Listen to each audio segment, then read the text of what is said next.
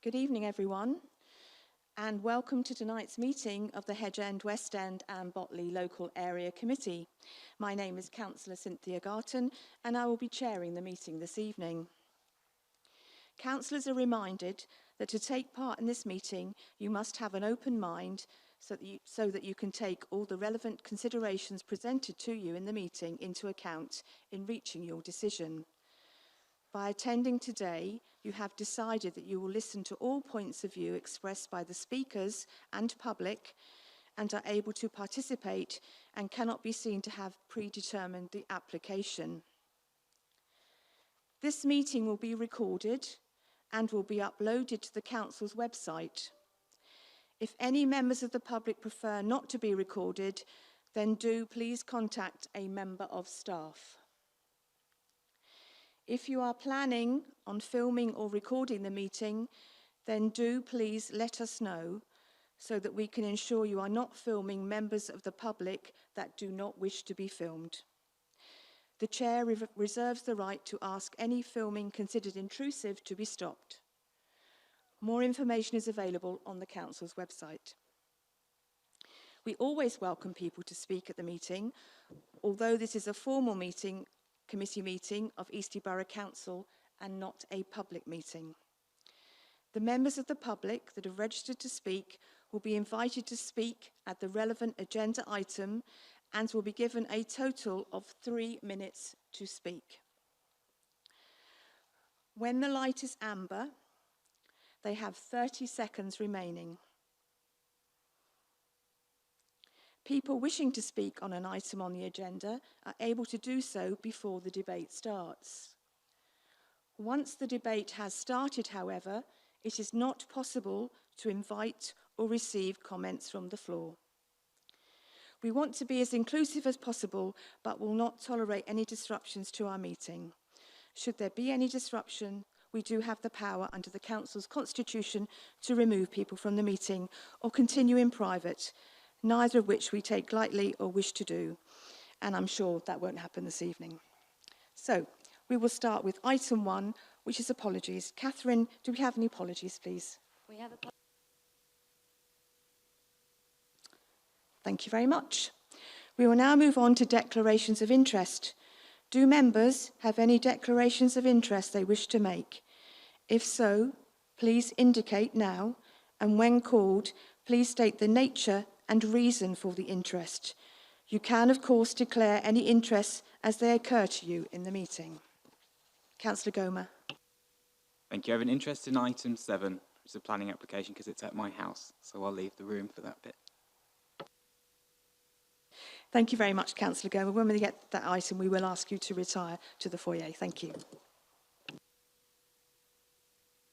Right, we'll move on to item 3 then, which is the minutes of the meeting of the 25th of September 2023. I'd like to sign the minutes of that meeting as a true record. So do I have a proposer, please? Councillor Kyrle, seconded Councillor Gomer. All agreed, please show. Thank you very much, councillors. Item 4 is public participation, and we don't have any on our agenda this evening. So item 5 is Chair's report, and that's me. On Sunday, the 12th of November, I attended the Remembrance Sunday service in Hedge End. It was lovely to see so many people attend to remember those who gave their lives in 2 world wars and all other conflicts across the world, and I had the honour of laying the wreath on behalf of Eastleigh Borough Council. I attended the Botley in Bloom presentation evening, and it was wonderful to celebrate the success of some beautiful gardens, hanging baskets and allotments in the village, with residents who have worked so hard all year to contribute towards Botley in Bloom. I am delighted to see the newly proposed public art project at Hatch Farm starting to take shape. The commissioned artists have already started work with pupils at St James's School and members of the local community to contribute to a fantastic project for our local area. On Thursday, the 9th of November, I attended the Aegeus Bowl Liaison Panel meeting to listen to residents' concerns around traffic and coning during events and match days.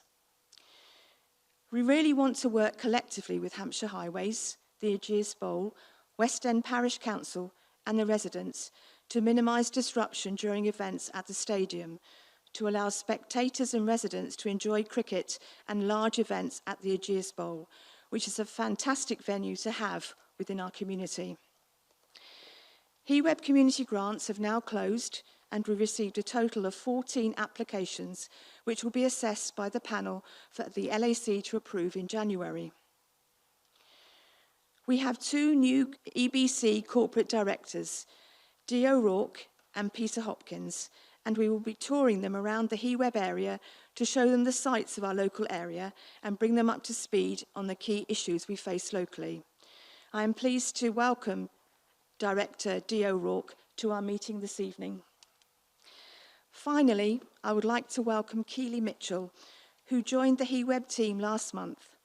Kyrle is the new Assistant Local Area Manager who was taken over from Siobhan Strand. Kyrle, you are very welcome.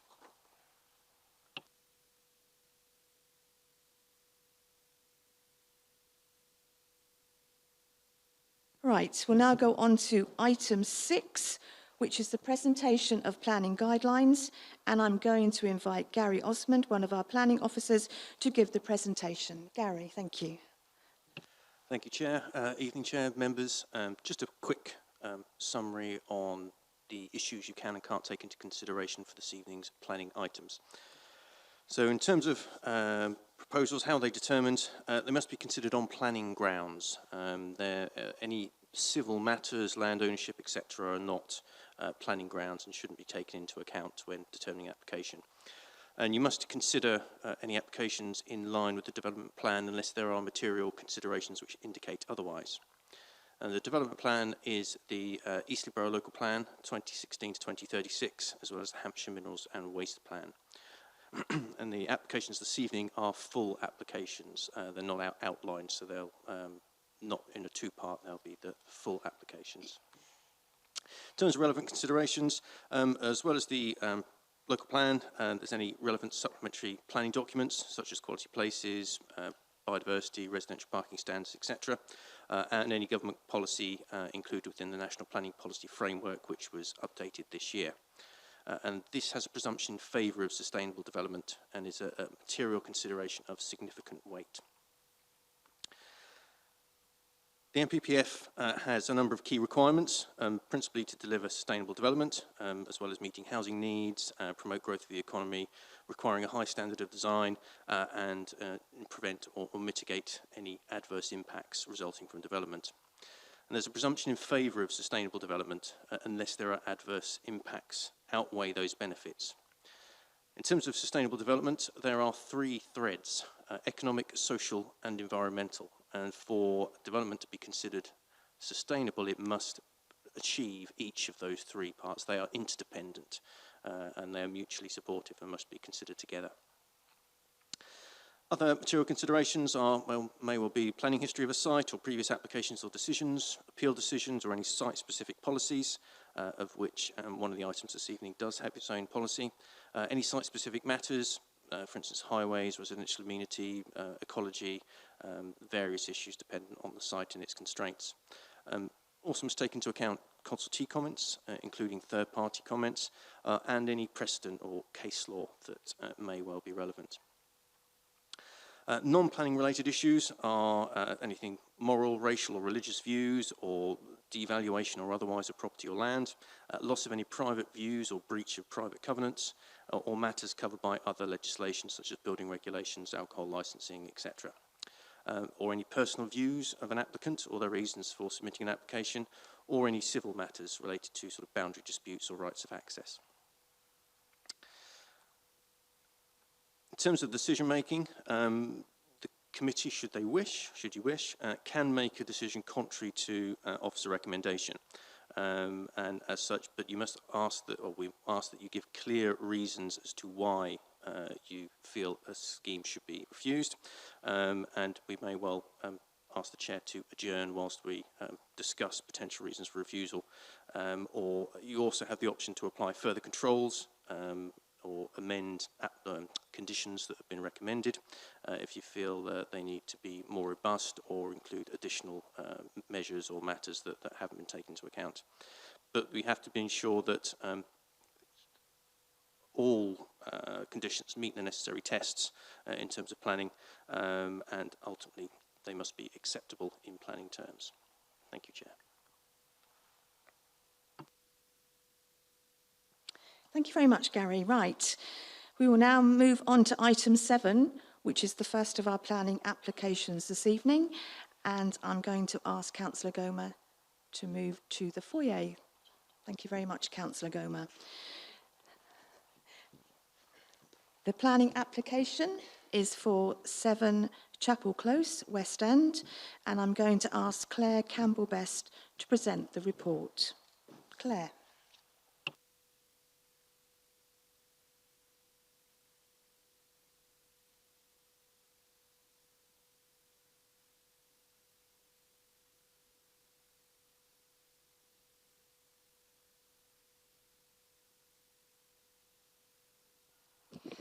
Thank you, Chair, and good evening, members. Thank you. Agenda item 7 is a householder application for the construction of a shed in the front garden at 7 Chapel Close in West End.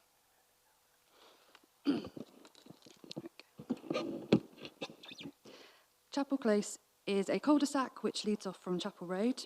The site itself is located at the end of the cul-de-sac and to the northwest of the close. The site has a large garden that wraps around the front, side and rear of the property. The front garden is relatively flat and the side and rear garden slope up to the northwest. Shown on the screen is the proposed location of the shed. It would be located in the front garden next to the driveway and positioned between the single-storey rear extension here and the front boundary treatment. Turning to the elevations and floor plans, as shown on the proposed elevations, the shed is modest in size. It would measure up to 2.2 metres in height. The shed doors would face the driveway and the shed would be used to store bicycles, and it would be finished in wooden cladding and painted in a pale green colour.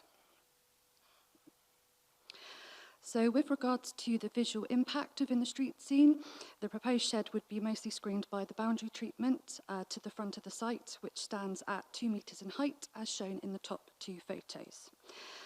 The use of green paint will also help the shed blend into the visual green aesthetic, as shown more clearly in photo 1. Also within the street scene, there is an example of a structure that is forward of the building line, and this is at number 3, where there's a garage positioned further than the house, so the house is behind the garage. So in photo 3, it can be shown that the boundary treatment to the front provides adequate screening, and overall this garage is not a prominent feature within the locality. So therefore, it is considered the proposed shed in question would blend into the wider surroundings in the same manner. So as noted, the site is at the end of a cul-de-sac. So shown on the screen are photos within Chapel Close, and the red arrows show the site.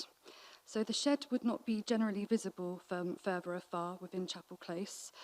Photos 1 and 2 were taken midway down the close, and photos 3 and 4 at the close's entrance.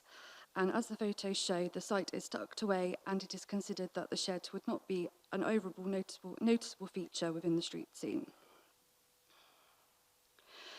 So moving on to residential amenity, the neighbour most impacted by the proposed shed would be number 6, which is the house on the left on the top 2 photos.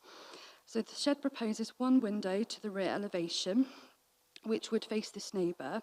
However, this window is not considered to raise any privacy or overlooking concerns due to the overall nature of the shed and the position of number 6, which is angled away from the site. It's also set on higher ground, and there is fencing and vegetation which would shield the views from the proposed window, as shown in the bottom photos.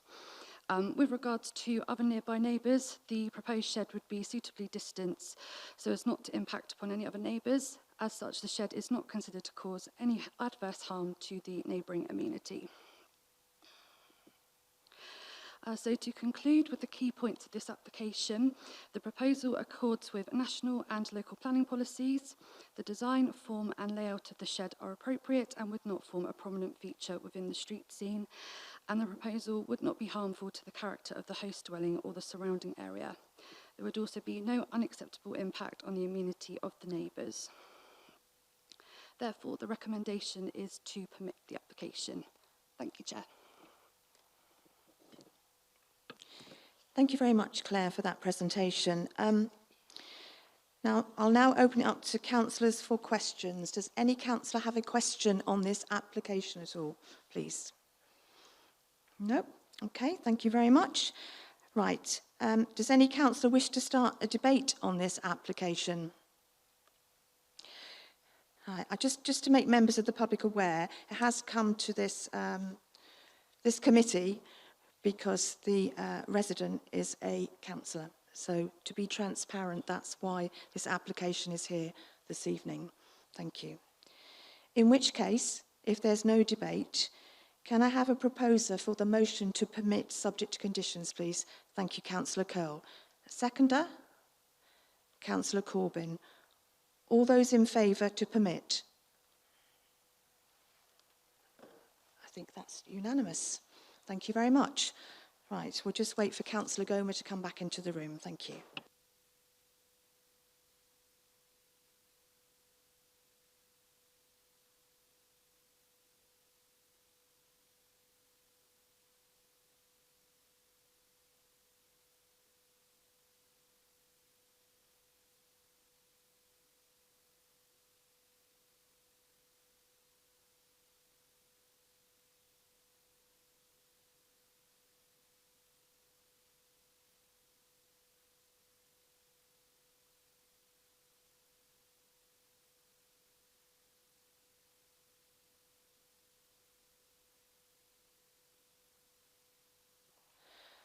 Right, thank you very much. Right, so we'll now move on to item 8, which is the planning application for Home Farm, St John's Road, Hedge End. And I'm going to ask Gary Osmond to present the report. Gary, thank you. Thank you, Chair. Yes, agenda item 8, planning application for land rear of Home Farm, just off St John's Road in Hedge End, for construction of 8 dwellings with associated access, parking and landscaping. So the site lies, if I can get my pointer working, it doesn't seem to want to work. Never mind. The site lies between, or to the west of Hedge End, close to the M27 motorway. So I would try and point it out, but my pointer's decided to die, which is not helpful. I'll try again.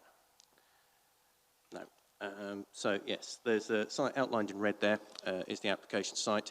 Just to the south-east is Home Farm, which is the existing development there of residential properties, which was built around 5 years ago. And the site forms part of an allocated housing site. So whilst the site itself is currently undeveloped, as you can see, it is actually, as I say, allocated within the local plan as a potential residential development site under policy HE3. So it's within the urban edge, effectively for planning policy purposes. So it's surrounded on trees on 3 sides, together with Home Farm itself to the southeast of the site. And you can see there the photographs showing, so the top left is from the site, or what will be the site access, looking northwards up to the top of the site. And then the bottom ones is useful. I would point it out if my pointer was working, but there is a natural valley in the runs sort of through across the site, and you can just see there's a sort of a natural line there in that bottom couple of photographs, a natural dip which then runs off to the woodland adjacent, which is on the northeast side. These photos just give an indication of Home Farm and sort of give you a flavour of what it is like at present, the nature of the development.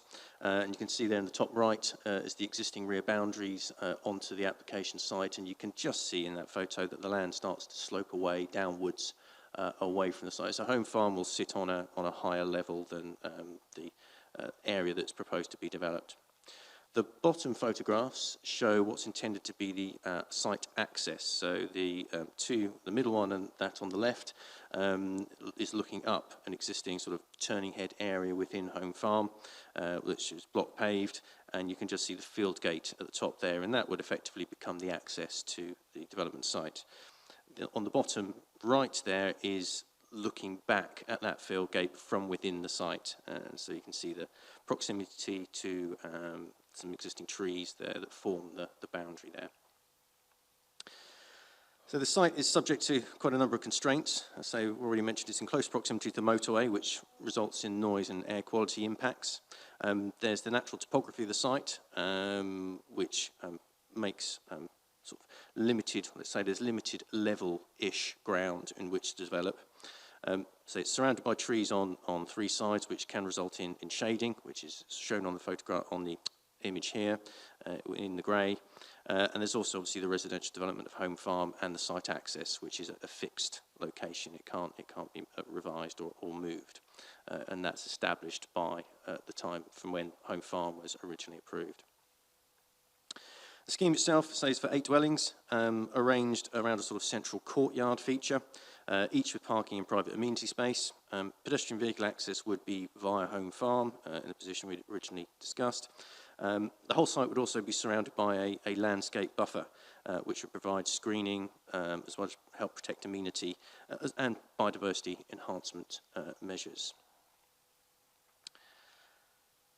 These site sections give you an indication of the sort of the level changes. So the top one is running across the side, and that sort of follows the natural valley. So that sort of east-west access approximately.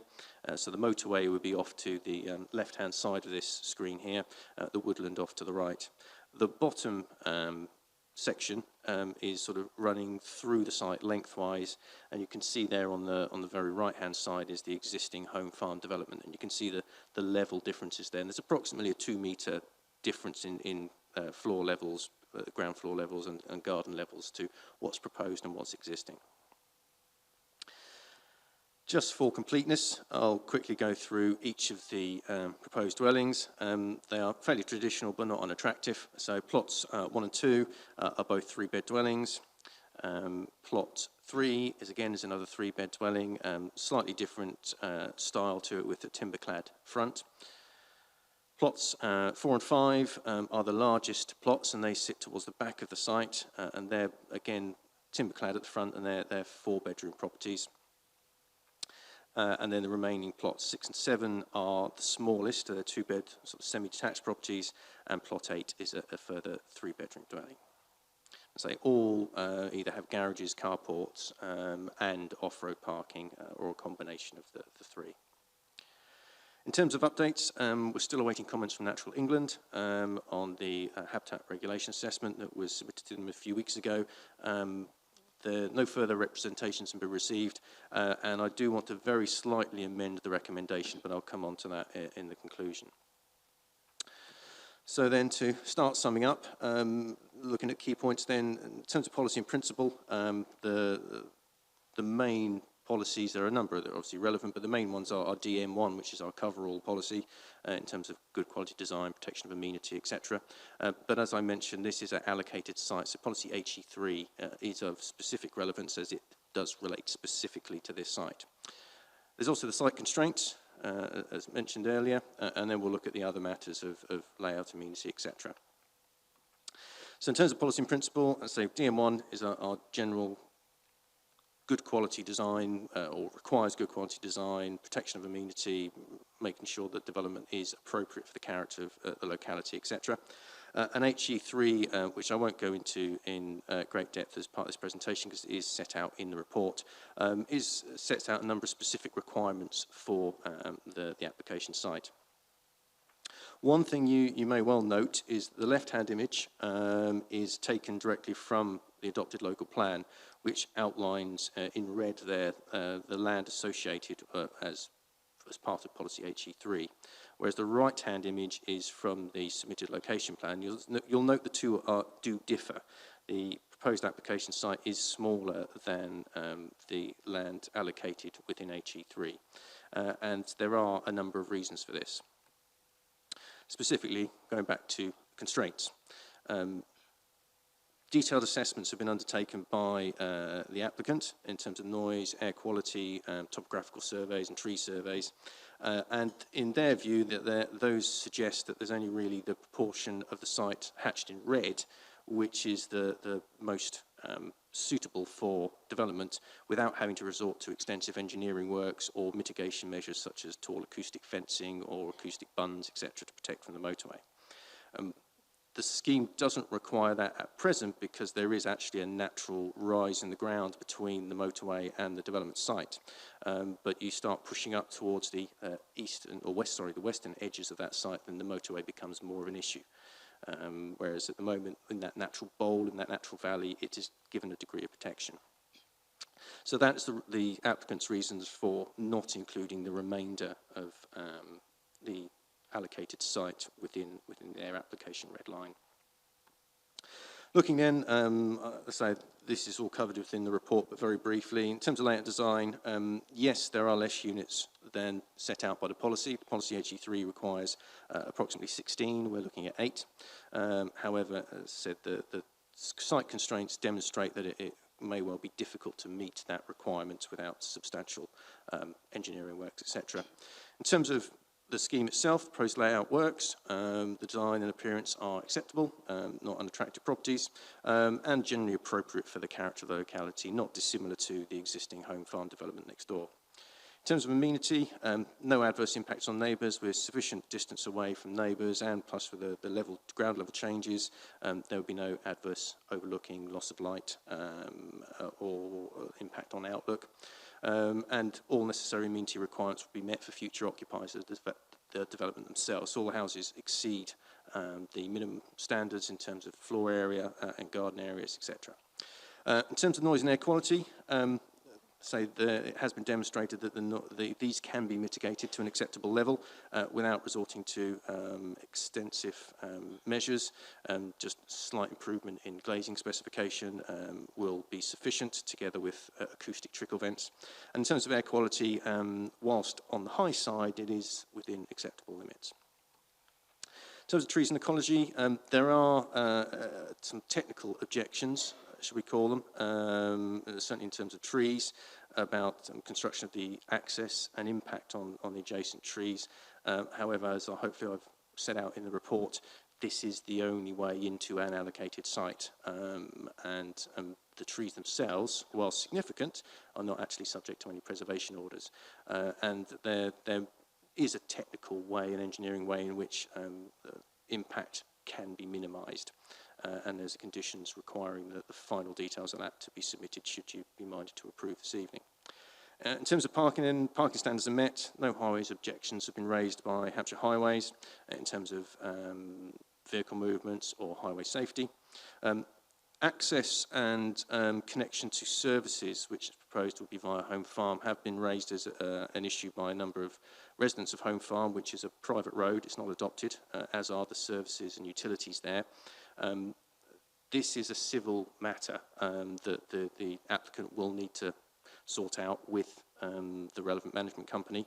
But from a planning point of view, we're satisfied that access can be provided and that those utilities can be connected to. It's just a matter of getting the civil legal rights to do that. So it's not something that you need to take into account or should take into account this evening. As I say, it's one of those things covered by other legislation rather than the planning side of things. So to conclude, whilst the proposal doesn't fully align with the policies requiring minimum densities and the specific policy in relation to the site itself, it does generally accord with all the other policies and guidance requirements of the local plan and supplementary planning documents. So the recommendation is subject to receipt of any outstanding consultee responses, principally Natural England, and any necessary actions required as a result of those, which are not expected, and securing mitigation towards recreational impacts upon the Solent New Forest.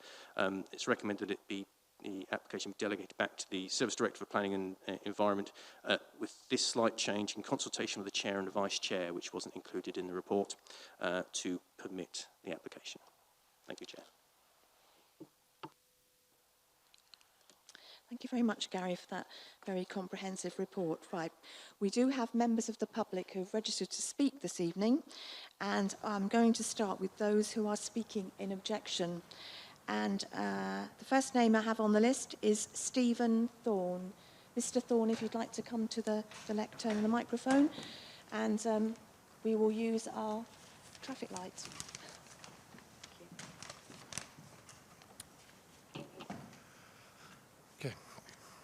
Thank you, Councillors. My wife and I will speak to 3 points. I will be covering 2, she will do the third. Firstly, regarding the impact to our community in Hedge End. Given all the current developments in the local area, does Hedge End need more houses right now? 8 more houses means 8 more families, putting further strain on our already overstretched medical centre, dentists and schools. We will all experience longer delays getting appointments as a consequence of this development. Second, the local ecology. Hedge End has lost large swathes of space used by wildlife in recent years to housing development, forcing it from these places into what little remains, such as the land in question. The ecological survey for this new development was done on a single day and therefore cannot account for the wide range of species that come and go to the area throughout the year. For example, it makes no mention of deer or rabbits, which I regularly see pass through Home Farm on the cameras around my property. I therefore have little confidence that Wickham Homes understand the local ecology, nor how they would impact it, nor how they would rectify damage their construction would cause.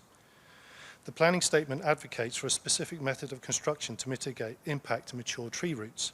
Recent press highlights smaller developers in the local area ignoring these kinds of stipulations, instead ripping out the trees and simply paying the fines as it is more cost effective. I therefore have little trust that these developers will follow the advice, and I see no evidence of any provision to ensure that it is followed. How can this committee and we as a community be assured they will do the right thing for Hedge End and its dwindling ecology? Similarly, the risk assessment refers to a groundwater vulnerability due to it sitting on an aquifer. That could see pollutants during and after construction leaking into the groundwater, potentially impacting residents of Hedge End. The map shows the risk is high, but the table below it lists it as medium. Why is there a discrepancy? Is there a problem or isn't there? Further investigation and clarification should be sought before considering the application. Birds have returned to our area after the construction of the existing houses of Home Farm. This year I have seen jays return to our gardens for the first time since moving into Home Farm 5 years ago, and frequent tawny owl calls sound in evenings. Wildlife is returning, but I fear there is a high risk that more construction may lead to these species abandoning our area completely due to further human encroachment. I therefore request this application be rejected at this time due to the expected adverse impact to our local services and local ecology. Thank you for your time. Thank you very much, Mr. Thorne. Jenny Thorne. Hello, so my points carry on from Steve's. So I wanted to speak as a resident of Home Farm and how it would impact us. It's unclear whether Wickham Homes have the access permission to use the unadopted Home Farm Road for construction, as it belongs to the existing management company who have yet to be approached. Heavy construction traffic will inevitably damage the road, especially the block paved sections. How can we be confident that any damage will be repaired, and how will we be able to hold Wickham Homes to account when damage is done? The road is owned by the management company, as I've said. How does Wickham Homes expect new residents to access their properties as no permission for continual use has been provided? We're also concerned the planned visitor bays in the new development will not be enough, and that cars will be potentially pushed out onto the Home Farm Road as it stands at the moment. The proposed entryway to the new estate seems too narrow to accommodate the existing parking bays that are there, the new road and a pavement for access to the new estate and the paths to the existing houses, something that I don't think was shown very well on those pictures you were shown. The description didn't note that there are actually a row of parking bays that are designated for the shared ownership houses that are on that section of the road. So there are a row of parking bays, and then there is a very narrow road up to the gate to get access. There are children in those houses, and they would literally be opening the door out onto potentially a road that would run past their front door, which wasn't the case when they bought the house, obviously. My property and home farm sits below the surrounding houses, and like those in the plans that are suggested here, with drainage designed and built based on a mathematical formula. In reality, this woefully underestimated what was required, the drainage that was required, resulting in standing water making my garden unusable for 18 months until this was eventually fixed, some of which was done at my own expense. So I have concerns that the drainage in this, if it's been calculated in a similar way, these new houses will not drain sufficiently and may well find that their front courtyard is flooding, particularly as you've pointed out, they are 2 metres below. There is a sort of valley, a natural bowl as you've called it there. Where is that water going to go? And I think that's everything I had to say. So thank you for your time this evening and for listening to us and giving us this opportunity. Thank you very much, Jenny.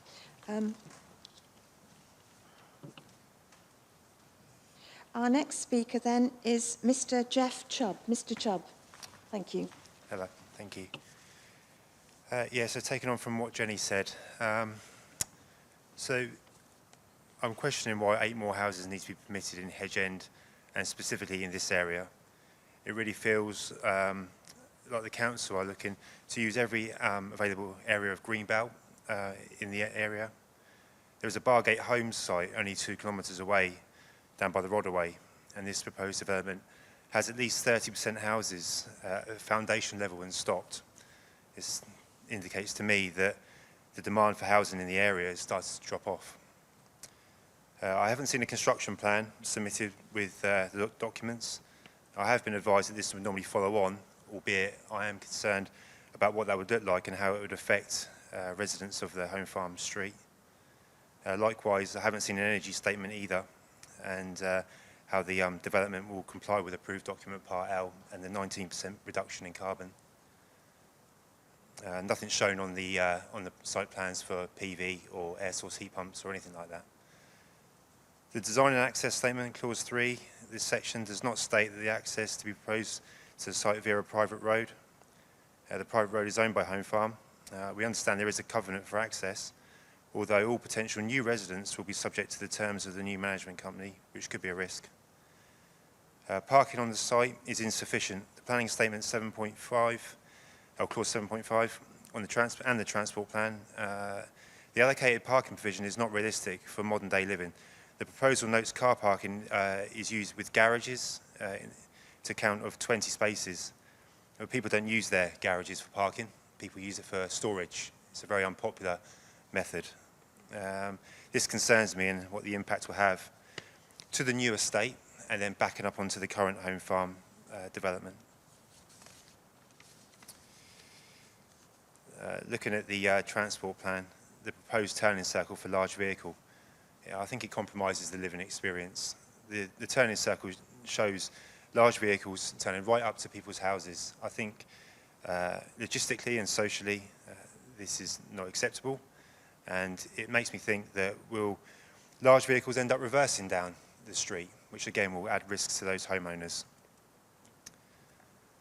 Stephen's spoken about the root protection zone and the wildlife, so I won't talk about that. The planning statement regarding the natural boundary, the planning statement clause 10.4, this proposal for the natural boundary is not a sustainable or appropriate solution. This will affect existing dwellings, number 9, 10 and 11. There will be a loss of view, our right of light, solar shading from the new trees and the foliage boundary. Development will overlook existing houses despite being in a 2-metre bowl. Unsafe access to the new road. The planning statement clause 7.2 details of interfacing with the existing home farm road, specifically in front of 12, 13 and 14. It's not clear what what the plan is there. The planning statement 7.7, I don't consider the scheme to be safe for road access. The new road does not connect with the existing home farm road with safe access. The traffic passing existing house 12, 13 and 14 will have a negative impact on the living experience of these occupants. There is no specific footpath linking, and therefore the demarcation for the road edge. Huge concern for resident safety in that area. I don't actually remember seeing a path coming from the courtyard. Excuse me, Mr. Chubb, can I ask you to come to a conclusion, please? Thank you. It's going to be a while. Security to houses. The landscape plan doesn't show any lighting, street lighting. Drainage strategy. It's already been mentioned by Jenny, but there's no water course at the back on the east side of the development, so I'm not sure how that water's going to discharge. Thank you.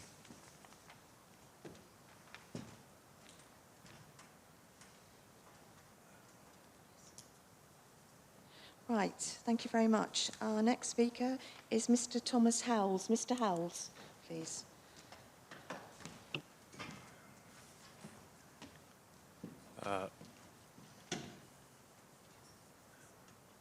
Evening. I'm a resident of Home Farm. I live at number 13, which is just outside the main access to this project, where it's been pointed. I'd like to just explain how it would impact my family, both financially and physically and everything in that aspect. Financially, living on a main road, or through road, sorry, would impact our house value up to 20%. And that's quite a lot, to be honest, especially as in a shared ownership. We have to get on the property somehow, and if it's going to affect and lower the price of the house, it's not fair. We also have a car park space just outside the house. If this through access is coming along, it's going to impact that car park space, especially if large machinery and construction work are carrying on. My insurance for my car will probably go up, which then also leads to more financial issues, which is not fair, to be honest. Also, pathway. I've got no access. As I come out my house, I've got a small path that leads into the main road to my car park. I won't have any safe access towards my car with this machinery coming through. I also have a 2-year-old daughter who will be massively affected by this project. As just stated, there's no pathways. She's going to have to stop and look at every time she crosses to get into the car with myself. It's just not fair on her where she can't just express herself as a growing child just to be free in a street and safe. She's going to have to be constantly aware of what's going on, and it's not fair on her. She also does suffer with eczema and does use an asthma pump, so the debris and dust that could be kicked up from this project could affect her health. Also myself, I do suffer with eczema, and the dust in air does affect it as well. I'd like to state as well that the road that's outside the house isn't tarmacked or anything, it's paved, and it's also currently sinking. So larger machinery that would be coming through would damage the road further, and then would possibly lead to the road not being usable or accessible, where it could damage my car, or someone could hurt themselves by falling or tripping. I just think this project has a massive impact on us 3 houses outside. Unfortunately, the other 2 can't be here today, as in number 14 is away is in the military, and number 13 is also away with work. So I'm speaking on behalf of these 2 as well, how it would impact us hugely, both financially and physically. That's all I'd like to say. Thank you. Thank you very much, Mr. Howells. We do seem to have a bit of an issue with our traffic lights here this evening, so I will let people know when they should come to a conclusion. Thank you. Our next speaker is Mr. Chris Ward. Mr. Ward. Thank you. Mine's going to be short and sweet anyway, because pretty much most of it's covered by everybody else, to be honest. My main concern to begin with was the trees. Now, on the proposed plan here, against between 9, 10, 11 and 14, there were 7 large trees, it said, were going to be put in our gardens to obviously block the views or whatever it needs to be. They have changed on there. Now, whether that has changed on the actual strategy plan for the proposed dwellings, it did show large trees, and there was 2 right next to my outbuilding, which is in number 9. That was well within the 10 metres of what they allocated. You wouldn't put trees, that large hierarchy trees, in that vicinity. So obviously now they've shown it, and whether they've changed this design, which would be great. Obviously, I don't really want to have large trees blocking our views. Now, the fact that houses are sunk down, they're not really impacting my view. When I'm in my garden, I will be able to see up. So it was my biggest concern, one of my big concerns, because my outbuilding does have solar panels on, which obviously serves my house and is good for the environment, and as well as my pocket. Like I say, most of my stuff has been covered by everybody else, so I'm just going to leave it at that. Thank you. Thank you very much, Mr. Ward. Before we move on, Gary, would you like to come back on any of those issues raised by the members of the public? Thank you. Probably 1 or 2. I won't go through everything. Access rights, as I mentioned, and access to home farm, as I obviously that is a civil matter. That will be for the developer to sort out with the management company. So if members choose to approve the scheme tonight, that doesn't automatically mean that you have granted a right of access to that site through home farm. That would still need to be a separate issue that the developer will need to sort out with home farm, the management company and the existing residents.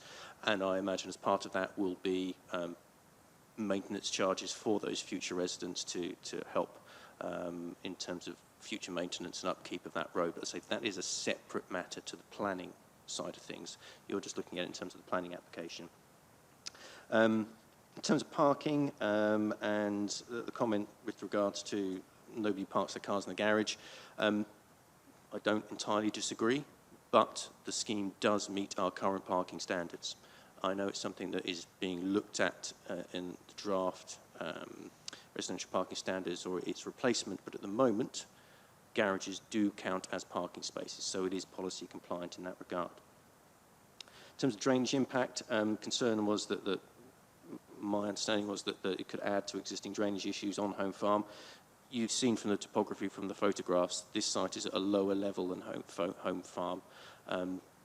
The gravity won't allow water to go uphill, so there will be no surface water impact from this development upon home farm. Any impact will be upon itself, if you like. But there is a SUDS drainage scheme and everything proposed, which has been, in principle, accepted by our ecologist.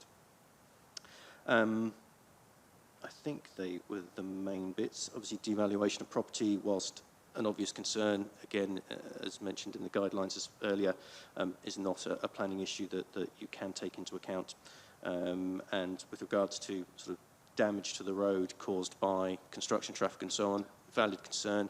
And there is a note to applicant recommending that a condition survey be undertaken prior to any works commencing and followed up. But as it's a private road, if it were an adopted road, a public highway, then we can insist on it and condition it that it would have to be done and any repairs made as agreed by the Highway Authority. But as it's not an adopted road, it's a private road, again, that is a civil matter between the developer and the management company and those responsible within Home Farm. And that's something that would have to be sorted out. And I'd advise the residents of Home Farm in your discussions with the developer that you make sure that is part of the clause or one of the clauses. But it's not something we as a local planning authority can insist upon because it's not an adopted, it's not a public highway. And I think they were the main bits I'll probably come back on, Chair. Thank you. Thank you very much, Gary. I'm now going to invite Louise Cutts, the planning agent, who will speak in support of the application. Louise. Thank you.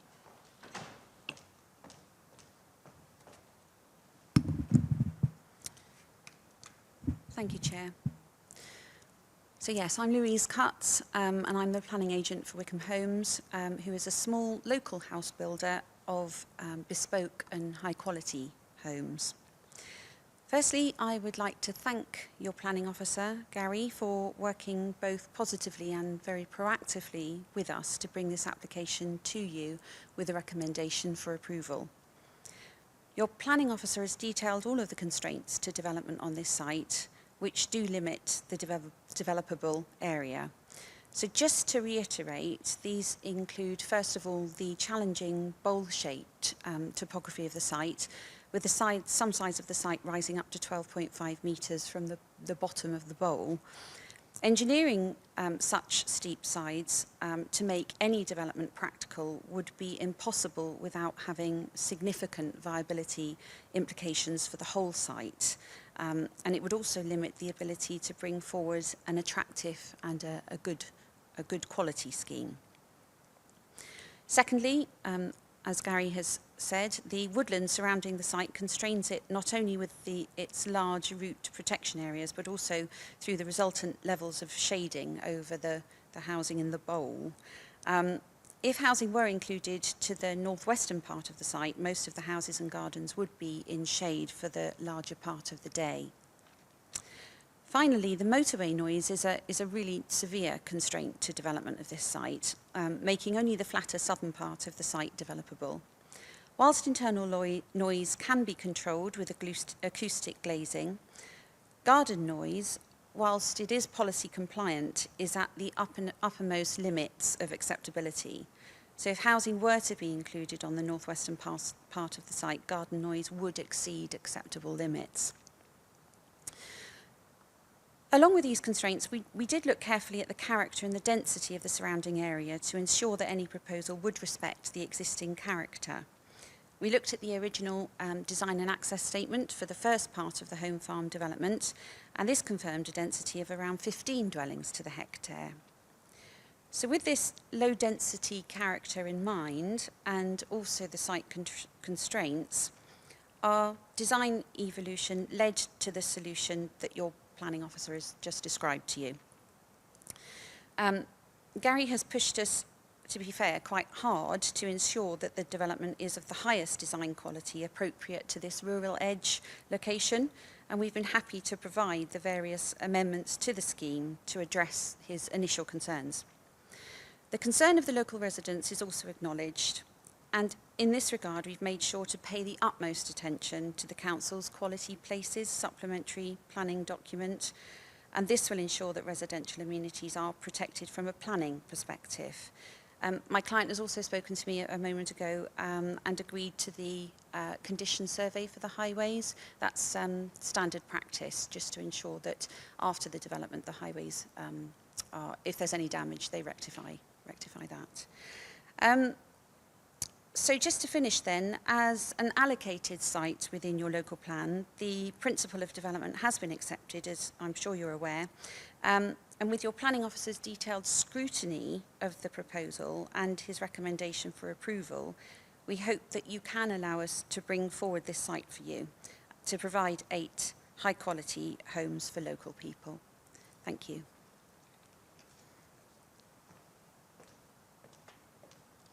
Thank you very much, Louise, and thank you to all the members of the public that have spoken here this evening. Thank you. Right, I will now open it up to councillors for questions only at this stage. Councillors, any questions? Yes, Councillor Kyrle.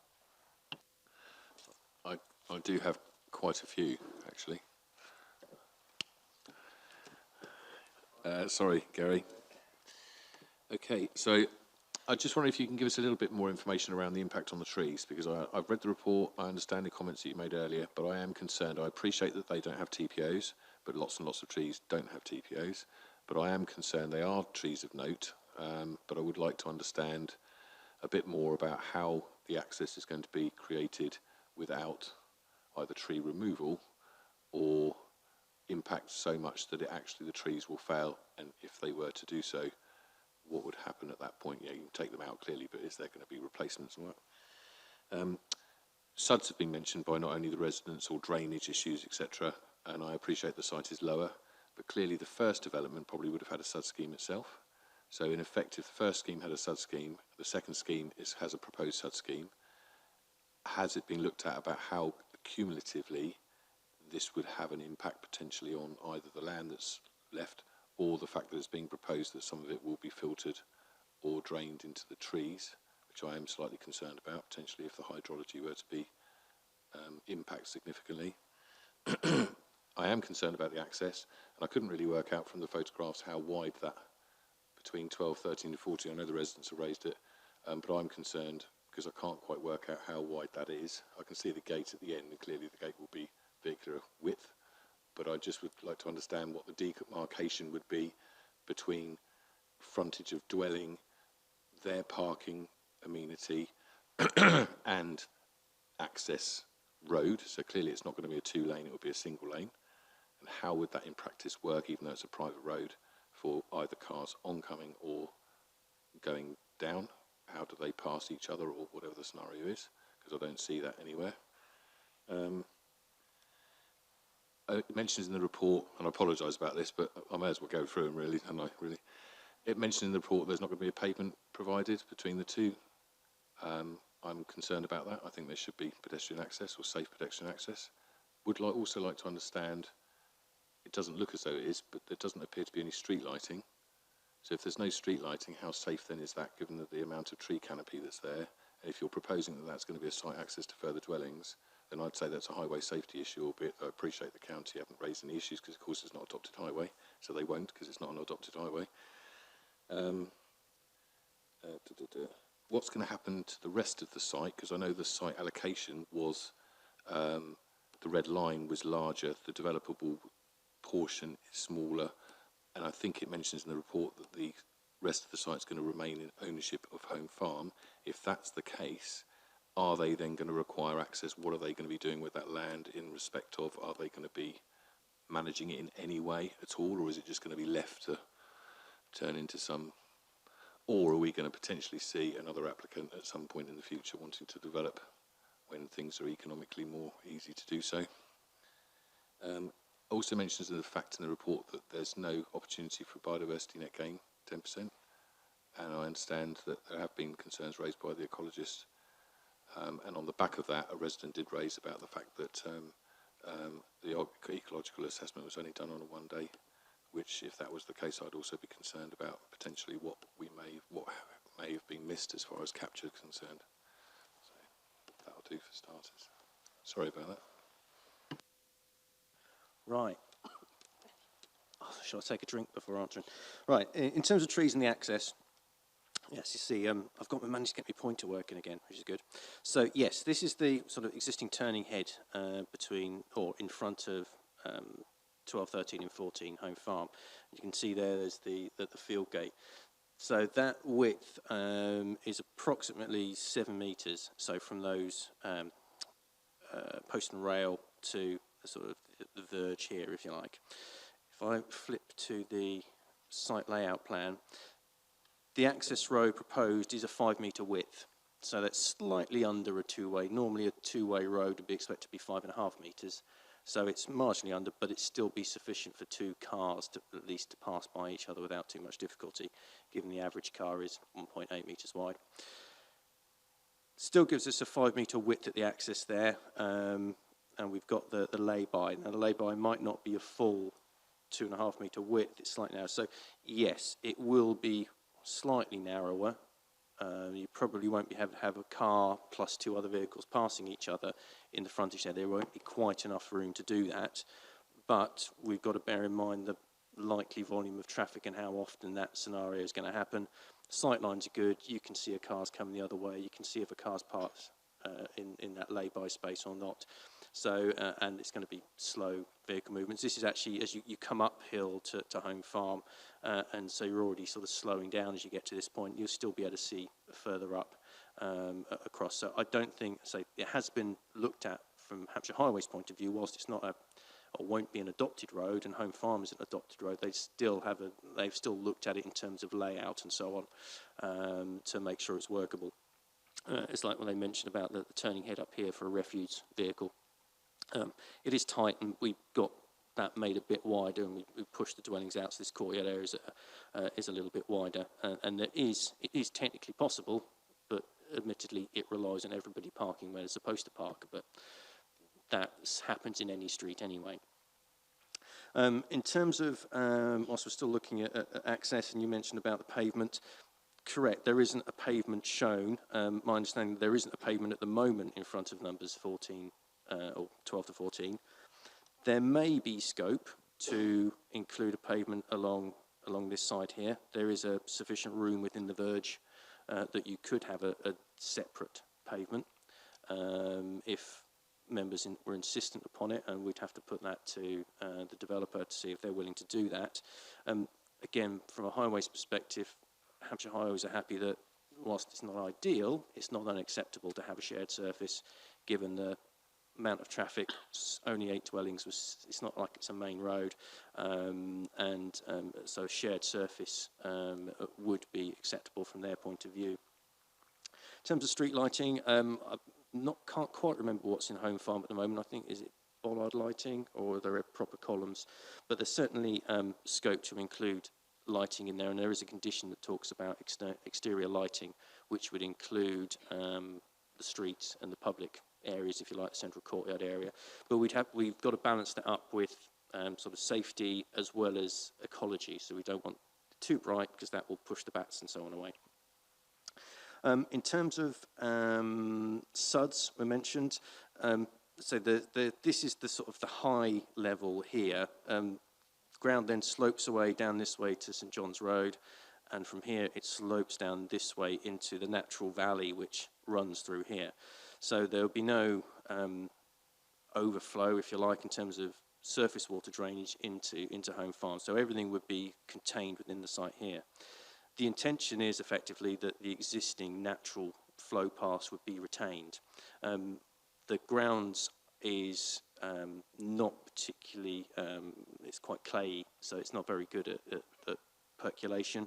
So the surface water naturally just funnels down through the valley and discharges into the woodland to the northeast. So the intention is this central courtyard area would be a permeable paving. There wouldn't be any attenuation tanks or anything underneath, but there would be a deep layer of sort of loose, coarse gravel and so on, which would hold that water, so a tanked area underneath, if you like, rather than a formal tank, but it holds it underneath. Then that would be funneled down through between these carports or underneath, and then discharged at the same point it does at the moment. Now that, at a controlled rate as well, so no greater flows than are currently happening on site, and also that gives a degree of natural filtration through that permeable paving as well. There may be scope to, well, there isn't a need to, but there may be scope to have a controlled flow or additional filtration system where that is discharged, but it's not really entirely necessary. In terms of the remainder of the site, your crystal ball is as good as my crystal ball. I don't know what may well be the future for that site. It will stay within the ownership of Home Farm at the moment. There's certainly the drawings show a new field gate down here, which would provide access to the remainder of the site, and there's a couple more field gates at the top that access further land further up that way. So there would still be access maintained there. You would still be able to maintain. The land is it looks like it's not really used for much at the moment, but it's not complete scrubland and complete waste. It is managed and maintained, and I imagine that would be the same for the remainder. But as I say, whether that means future development comes forward or not, may do, may not, and we would all have to consider that, were that to be the case. In terms of biodiversity net gain, yes, our ecologist has raised concerns, although in my view she's failed to take into account this is an allocated site. This has been assessed at the time of the local plan adoption as to whether it's a suitable site for housing, and as part of that assessment would be assessment of the impact upon ecology and local biodiversity. So something is going to happen on this site, whether it be this scheme, whether it be an alternative scheme, something will happen there because it's written in the plan. And obviously the smaller the site, the harder it is to provide that net gain on site. But in this instance, there's a good level of buffer zone being provided, and provided appropriate species and planting is chosen there.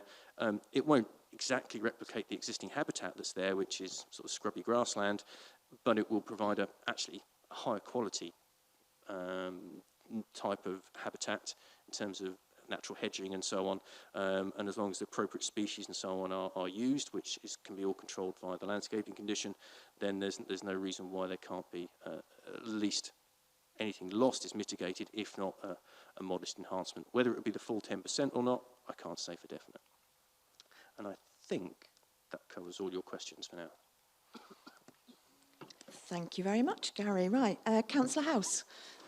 Thanks very much, Chair. I was typing notes as the residents were speaking about their concerns. I'm very conscious with these things, and we often hear this, that we deal with planning applications as a matter of routine, and we know what we're allowed to consider and what we're not allowed to consider in planning terms. Residents typically come along to these things once in their lifetimes, and so to an extent we're talking planning gobbledygook if we're not careful. So I want to just check back with Gary, mainly for the residents' benefits than for ours, about a couple of points that have been raised by residents, albeit that a couple were covered in the presentation at the start of the meeting. And the first is confirmation that we as councillors here this evening cannot consider loss of property value as a planning consideration. That's not something we're actually allowed to take into account. There are a series of these. Some of these might just be yes, no's. I can do them one at a time. Yes, you can't, valuation or devaluation or otherwise a property can't be taken into account. Planning by its nature affects land value, and that can't be used as a reason to go for or against a proposal. Okay. And secondly, I think has just been touched on, but just again for confirmation, this is an allocated site in the local plan, which means the presumption is in favour of development for housing, albeit the presumption is actually for about twice the amount of housing that's proposed here in the local plan. Correct, Councillor. Yes, the site is allocated. It's been included within the urban edge, within the current local plan. There's an automatic presumption in favour of development, and Councillor House is right. The policy HE3 suggests an approximately 16 units across the whole of the site. Okay, thank you. And the last one in this sequence, and I've got one of my own that does build on a point that Rupert made just a moment ago, which is, I think it was Mr. Chubb mentioned that this was Greenbelt. Can you confirm whether this is Greenbelt and what the implications of that might have been or might not be? Greenbelt is a planning term which Eastleigh doesn't actually have any of. Greenbelt only exists around London, predominantly. In Eastleigh, we either have within the urban edge or outside the urban edge, and as I just briefly mentioned, the site is, whilst currently undeveloped, has been included within the urban edge, within the adopted local plan. Okay, thank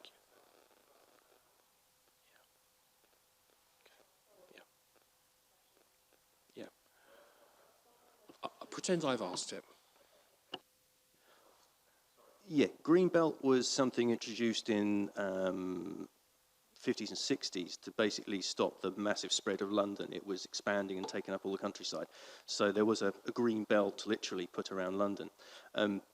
So it does get confused with countryside, but normally in planning terms you have urban and you have non-urban or countryside.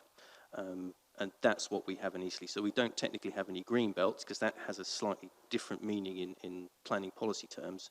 We say we only have countryside or urban, and the presumption is that anything within the urban edge, there is a presumption in favour of development, unless there are considerations that indicate otherwise, whereas it's the opposite outside the urban edge. So the countryside, there's a presumption against development, unless there are valid, justifiable reasons to do so. Yeah? And so just again, to finally tie that down, so for Mr. Chubb's benefit and the wider residents here, this is not countryside as far as, even though it's a green site, it's not countryside. In planning policy terms, no, it's urban edge. And the one last one that was touched on with residents, I think we've probably covered it now, whether we're happy is another matter, which is the access way in front of 12, 13, 14 where there's no pavement. And although it's 7 metres, that 7 metres in theory includes lay-by spaces, as we're told, as the plan shows at the moment. The lay-by space takes it down to about 5 metre roadway in front of 12, 13, 14, but with no pavement in front of 12, 13, 14. So residents, has been said, are directly stepping out onto the road. Presumably we couldn't require as part of this planning application a pavement in front of 12, 13, 14. Correct. No, we can only deal with anything within the red line. So you could create a pavement from this point onwards, but you couldn't do anything in front or in the same area as 12, 13, 14, because that's effectively their front gardens. The only way that could happen would be to build in the roadway, but you're then narrowing the roadway down even further. I'm beginning to think, I'm careful not to stray into debate, but I'm beginning to think the assumption when the first 14 homes were built was that the rest of the site wasn't going to be developed, but we'll come back to that later, I suspect. The final one from me, it builds on Rupert's point.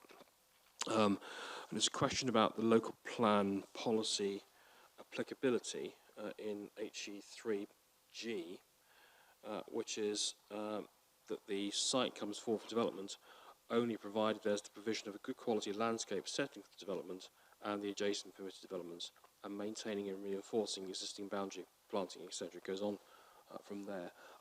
I'd assumed from the plan originally, although I've been disabused of that this evening because the red line is tighter than I expected it to be, that landscaping and planting was going to be the land to the west of this site. And clearly it's not. I'm not entirely sure what the intention was in terms of that element of the scheme. I think, to my mind, I would take that as a general, it should have good quality landscaping as part of any development and not just rely on the attractive existing tree screening. It would need additional planting through the development as part of it. But say in this instance, there is certainly scope even within the tighter red line to include good quality and enhancing landscaping within the scheme. So my final question then to Gary is, could we require through condition to even more clearly comply with policy 83G, the transfer of the land to the west of this site, which would then preclude further development proposals coming forward? That's not something that's been raised. I would have to look into it, but I suspect it wouldn't be entirely possible to do that because land is outside of the applicant's ownership. There's also, because of the scale of this development, there's no means in which we can secure developers' contributions, which could be part of that. You could include that as part of a legal agreement, but it would have to be something we'd have to look into and discuss. So I've got one further question to Gary, although effectively it's a question for the applicant to think about whilst Gary's thinking, and before we get into debate, is this might be something which the applicant might be asked to consider during the course of this meeting as to whether this land could be re-included in an amended red line, to therefore give the surety that some of the residents want, that there won't be yet another application by stealth for more development outside the red line. We can't amend the red line as part of a planning application. So if the remainder of the land to the sort of north-west of the site, the top of the hill, if you like, needed to be included, or the remainder of the allocated site, let's put it that way, it would need to be a new planning application to be included within the red line, and that is outside the applicant's control. It's still within the original landowner's control, is my understanding. We can't just throw it in as part of this application. It would have to be discussed as part of another application. So could it be a gramping condition or another condition?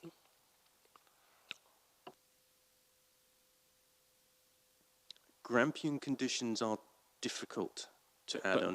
Based on my interpretation of HE3G around the local plan requirement for a good quality setting to be maintained, etc.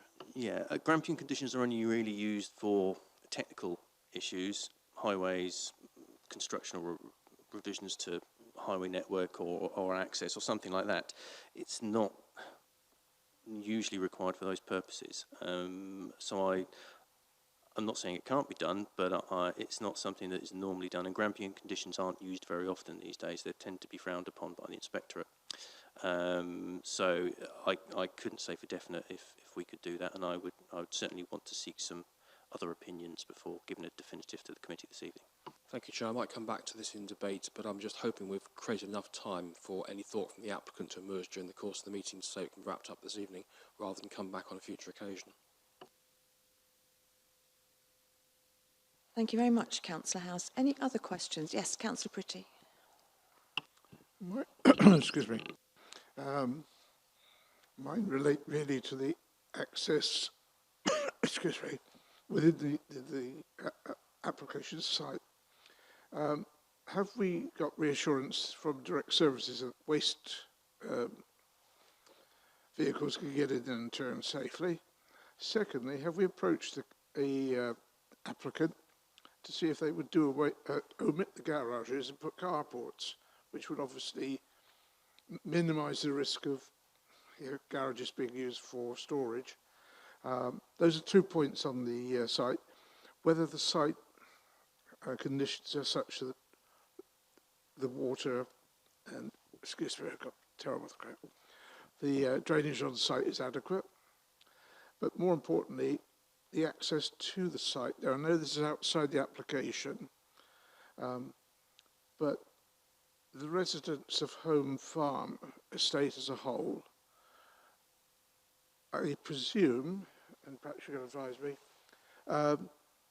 they would be able to say to the developer, you can't have access over the road outside numbers 12, 13 and 14 because we own it, and unless we get certain conditions,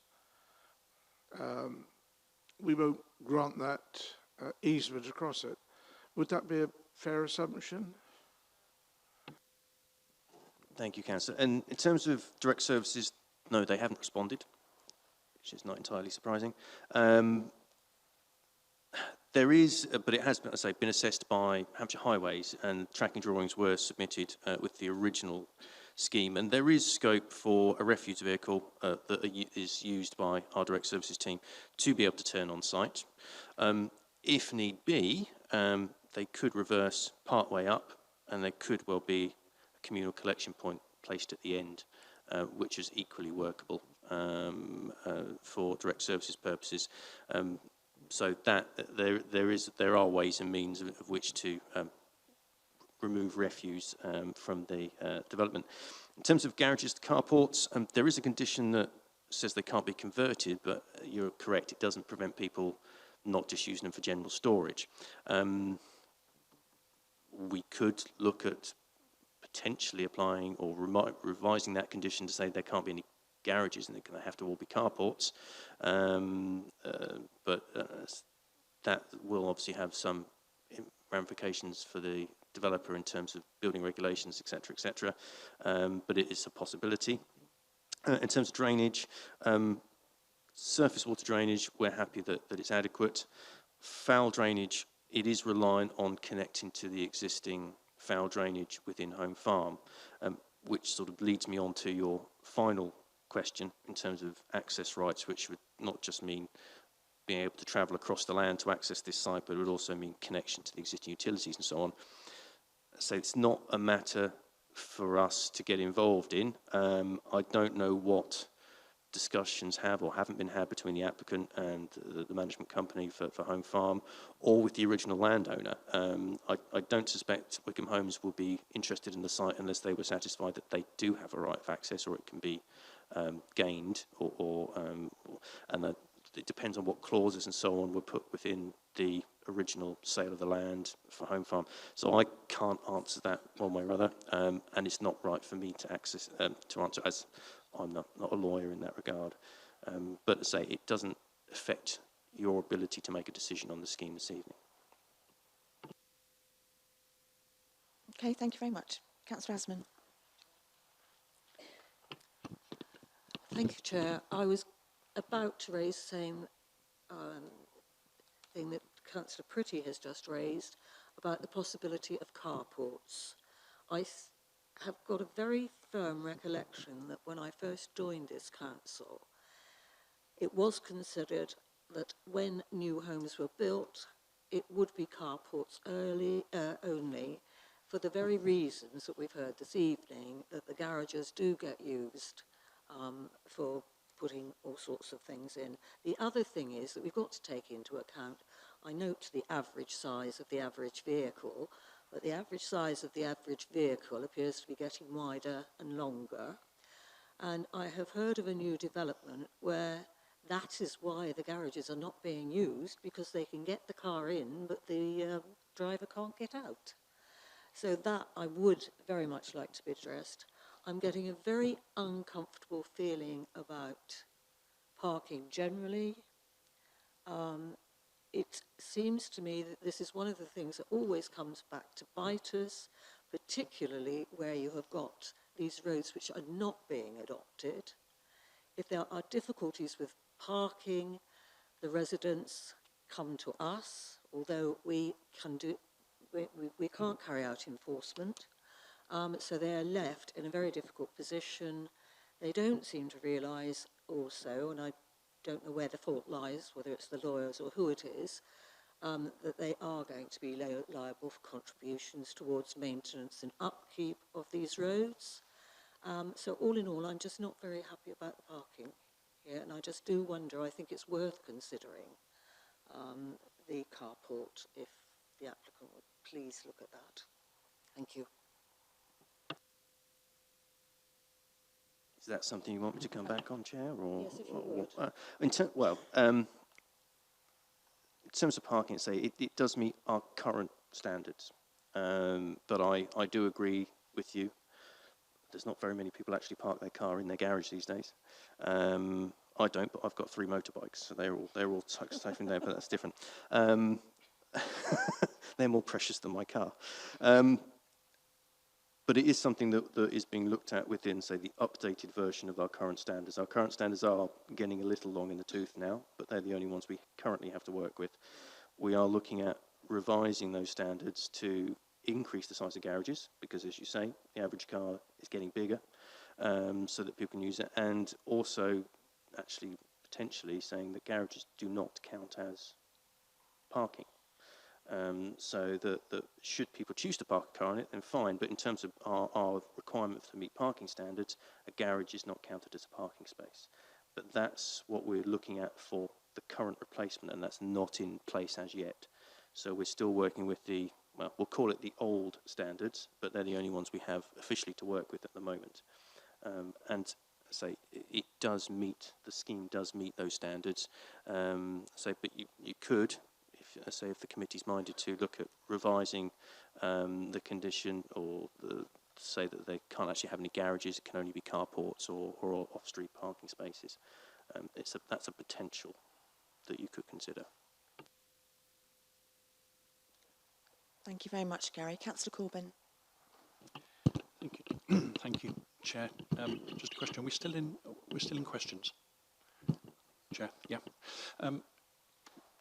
Thank you. Gary, can I just ask you to clarify, in terms of the development, I get the developability of the site, absolutely. The weakness for me is the approach and the punching through of the gate and exactly there. Can I just ask you to clarify the widths of the road? 5 metres is into the new development. In front of 12, 13 and 14, I take the point made that is clearly going to be quite a big challenge for those properties. The width of that road, did you say was 7 metres? Approximately. And 5 metres is fine, as you say, about 1.8 metres, and I take Councillor Asman's point that cars are getting wider, and so 1.8 metres is it may be an average, but there are plenty of cars wider. Vehicles accessing are likely to be could be delivery vans as well. So what is the implication, Gary, please, if 12, 13 and 14 have parked their cars in the lay-by, which I believe is their parking, that's normal for them. How practical actually is it? I've not been to site, so I can't say, but how practical is it if 2 vehicles do try and pass and they're wider than 1.8 metres? What do people have to do to avoid that? That seems to me to be the weak point, notwithstanding the earlier points made of trees and making the gap actually 5 metres. That looks a bit of a challenge. Thank you. I'd say it has been looked at by Hampshire Highways, who are our experts effectively on this, and they're satisfied that it's workable. So we've got, say, approximately 7 metres there. So let's just say 2 metres, maybe 2 and a bit metres by the time somebody's parked a vehicle in the lay-by.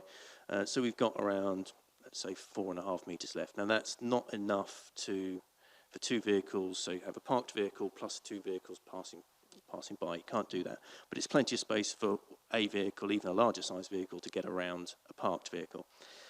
And I think the reality is, how often are we going to get the situation where you'll have vehicles parked here, somebody wanting to come up the road, somebody wants to come down the road? It's just the same as any road situation. We can't control how poor driving if somebody decides they want to charge through, but I would hope that most people are fairly sensible drivers, and one will wait for the other or give way to the other. But let's say it's something that may happen relatively occasionally. It's not going to be never happen, but it will happen relatively occasionally. People, I imagine, will soon get used, like everybody in their own streets, you get used to how people drive. You know where you need to pay a little bit more care and a bit more attention. So I think whilst it's certainly not a great situation for the existing residents who are going to have traffic passing them, and they don't have that at present, that was always, certainly when Home Farm itself was developed, was intended as the access point. That would have been put in place had there not been an intention to provide access to the remainder of the land. Yes, it could have been put somewhere else, but that's not what happened at the time, and this is the only access point into that site. There's nothing we can do to make that any wider. These trees are not within the site, so they can't be controlled. There shouldn't be.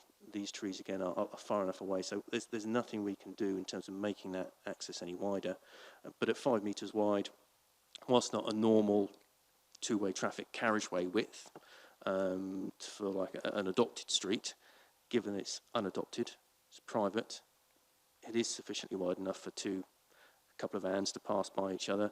Maybe not a full-on bin lorry in a van or something, but certainly most normal traffic. There's no grounds from a highways perspective to object to that. Otherwise, it would have been raised in the Hampshire Highways response. Councillor Crowe. Thank you.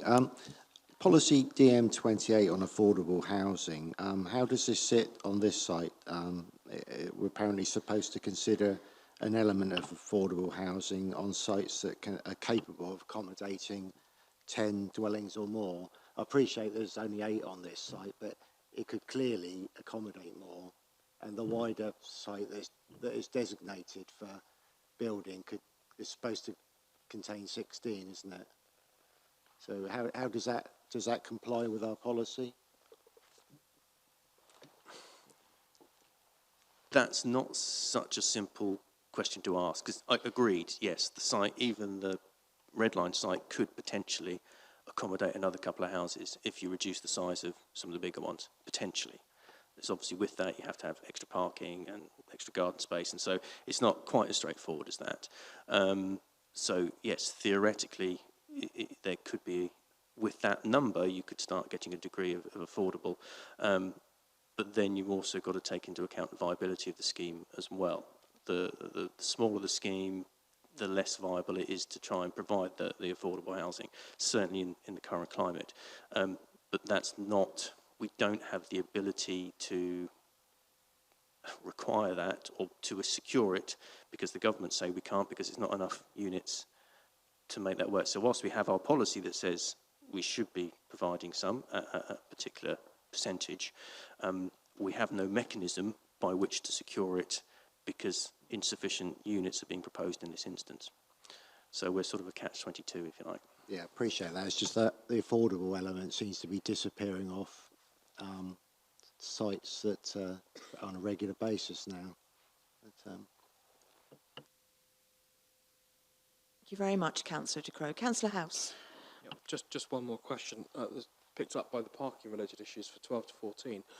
Where are the allocated parking spaces for 12 to 14? Are they behind on the side spur in that little dent, as opposed to being in front of their homes? Just for clarity. My understanding is that, yes, there are some parking bays in here, which I'm working on the assumption that these are for 12 to 14. Oh, they're visitor only, okay.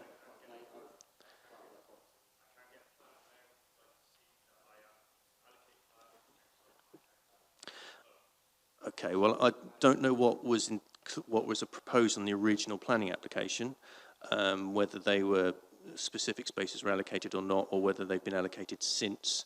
Say, we'll have to go with what the residents are saying. If their formal allocated spaces are in front of the houses and these bays here are for occasional visitor parking, then that's so be it. Okay, so we could take it then that for the sake of this discussion, based on the knowledge we've got, we should assume that the lay-by in front of 12, 13, 14 is allocated parking for those homes, and therefore there's no real alternative. So, for example, switching the parking around so that the road access to this new site went further to the south by a couple of metres, extending the existing lay-by arrangement out, whereas that would actually remove their parking.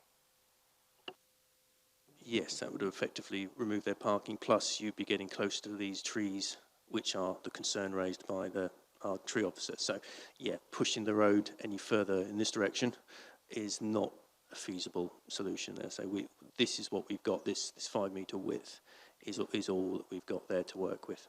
Thank you. Any more questions from councillors? Okay, in that case then, we will move into start the debate. So can I say at this time now, when councillors go into debate, no more comments from the floor, please. Thank you. Councillor Welsh.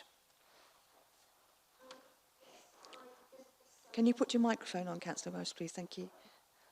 I visit this site periodically, the existing site that is, and outside that number 12, 13 and 14, it is actually very narrow. So I really have problems with the access onto the new site. It's not wide enough, as we're saying now under questions. When the cars are parked in that bay opposite 12, 13, 14, it's going to be, it's only the width of that gate, that big gate, that is going to allow them to get into the site. Maybe not any problems with the houses, but it's the actual access. So I think that is a really major point for 12, 13 and 14, where they are actually going to be parking their existing cars, etc. Going into the new site, being a bit pessimistic, unless TPOs are put on those trees round the back immediately, then they can be pulled down by any developer, and it's worth the pocket to do that, to build back onto the existing greenfield site or the green site. So those trees are really just a gimmick. They're not really part of looking pretty or whatever. They're just going, unless we can get TPOs on those immediately, then they're just there for a pretty picture. They're not there for any other reason at all. So I'm really concerned to start with the entrance into that site. It's not wide enough for the waste bins, etc., to get in there. They'll be turning around saying, well, these new residents have got to bring their bins down to that little corner there. We should be deciding an application before we get that far. And if it's not suitable, it's not suitable. So I think the access is all wrong, and it cannot possibly allow for, and I'm sorry, Gary, you're saying that there won't be many cars. I know cul-de-sacs of less number of houses than these, and there's cars constantly every day. So I'm sure there'll be plenty problems on that new entrance into that site. So I'm really actually very likely to not agree with the planning application and oppose it. Thank you. Thank you very much, Councillor Welsh. Councillor Kyrle. Thanks very much. And I'm really quite torn with this, because what the real issue, and Councillor Welsh has put it very eloquently, but I am concerned about 12, 13 and 14. And I know you can't move the properties, and I know there's an issue with the boundary the other side with the trees, and there's just not enough. There's just not enough private road there. It just worries me, the close proximity to the frontage of 12, 13 and 14 to the actual unadopted highway, that the county seem quite happy to say there isn't a safety issue. And my concern is that it is the main access to another 8 dwellings, potentially, and all of the associated stuff that goes on with that. I'm not sure I'd want a bin lorry once or twice a week, or whatever it is, once a week, going past my door that close to my front door. I'm not sure, really, to be honest. I don't think so. Accessing another part of the development. What I'm torn about is the fact that actually, in a way, I think the pavement issue needs sorting out. I really do. I don't quite know. Again, how do you squeeze that into that space? I don't think there should be. I know the county said it, and don't get me wrong. But there's sometimes the county have said other things that I've not necessarily agreed with other applicants. I know they're the experts on the highway, but I do think we shouldn't just have a car-borne development. I know that they say that it's acceptable to have shared road space, whatever that means, but those trees provide quite a significant sort of canopy coverage, probably the majority of the year, I would suggest, and therefore it's going to be dark quite considerably. I mean, if there are children going to be in those 8 homes or whatever, or anybody actually, elderly residents, whatever the scenario is, I'm not quite sure I'd really want my elderly aunt or something, or a child walking up there with a dark coat on or something or other at any time of the year, potentially, depending on what the weather was doing. I know you said about the lighting and things like that. I totally get that with regards to the environment and ecology and the impacts and everything else. But I think that there's a real sensitivity around the 12 to 14 and access onto that site. And I'm not quite sure how we overcome that, but I think there are significant issues. I know the county has said there's not a problem, so I suppose we can't object to it. I do think we need a pavement or some delineation between the frontages of 12 to 14 and safe pedestrian access and egress to the site that isn't an overrun for vehicles, if you know what I mean. And I don't think that width, even with those allocated parking spaces, gives enough space for that to happen. And we're assuming that people behave normally when they drive. I'm afraid they don't, actually, and this is why I'm concerned about what the county have said, that they don't, actually, quite a lot of the time. They're very quick to get from A to B. They don't really care, and if you're in the way, frankly, you shouldn't be. And my worry is there is that issue there potentially between 12 and 14 for those sorts of things to occur. But what I'm torn about really is the fact that the site needs to be looked at. The whole of the allocation site needs to be looked at. Not just this bit which has had all this squashed into it. Is the whole site, and I think it's sort of actually a missed opportunity in a way. And I understand the engineering side of stuff that works too much of a slope and all this kind of thing. But actually, you could probably end up with maybe more units if we could get over the 12 to 14 stuff and the access. Maybe more units, but actually the whole site. Therefore, you have the biodiversity net gain. You have the opportunities to protect the ecology and enhance the ecological value and everything else and all that kind of stuff, which I know has been raised by residents. So you could end up with a better overall scheme than potentially we've got in front of us this evening. So I am torn, but at the moment my real concern, as I say, is the 12 to 14 issue. Thank you very much, Councillor Kyrle.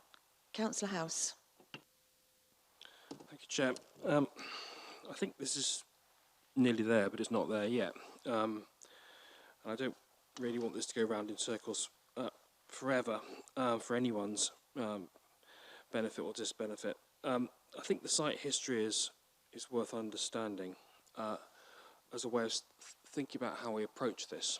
The landowner came to the council as part of a local plan allocation 15 years ago, roughly, wanting to develop the eastern part of this site, the section that's numbered 1 to 14.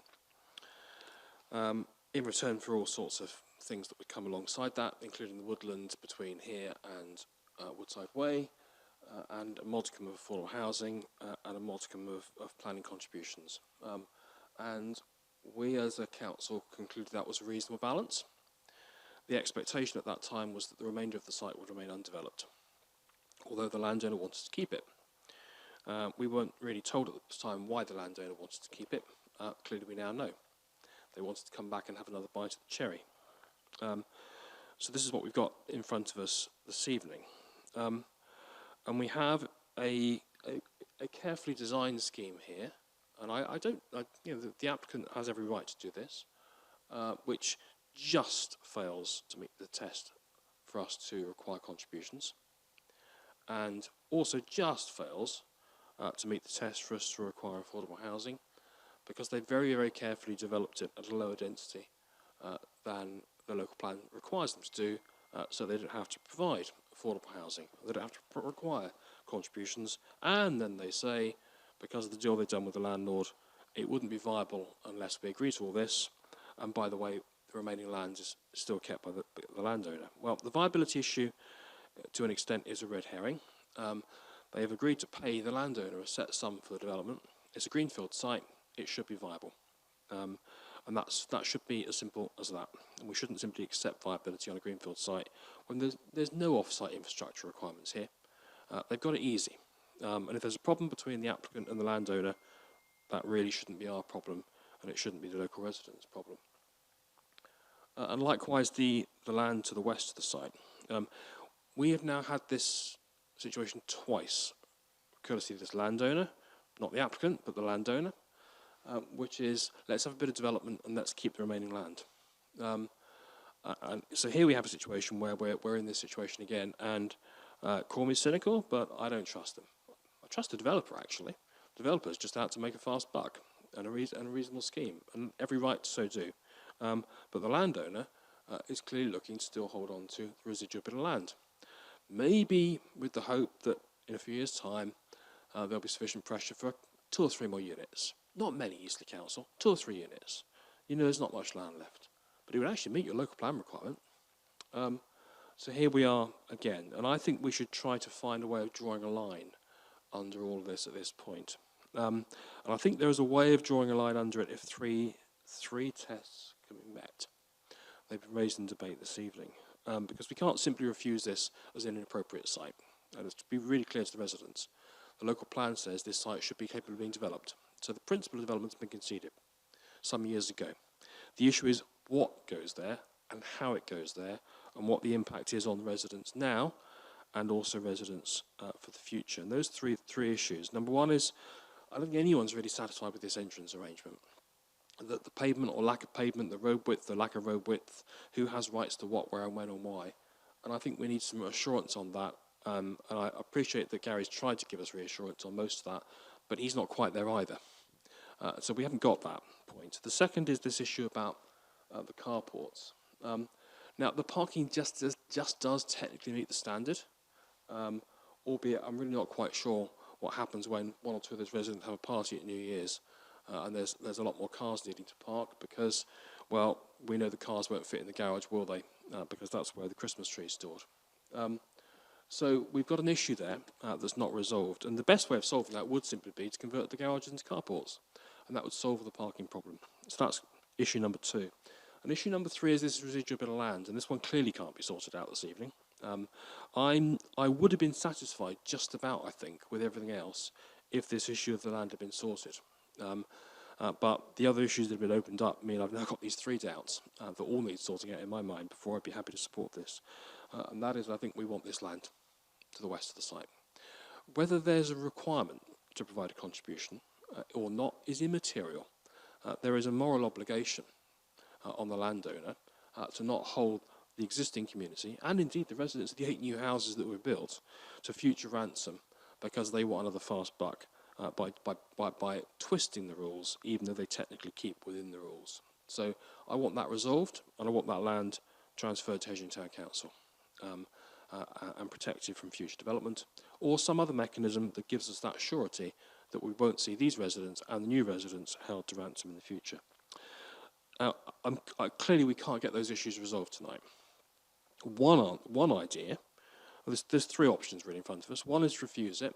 I don't think that quite sends out the right message because it gives the residents false hope that the scheme can be refused eventually. And we're not in that territory because the principal development's been conceded years ago. The second is to approve it as it is. Well, I don't think many of us, by the sounds of it, are happy with that. I certainly wouldn't be right now. And the third would be to defer it and come back with all this information.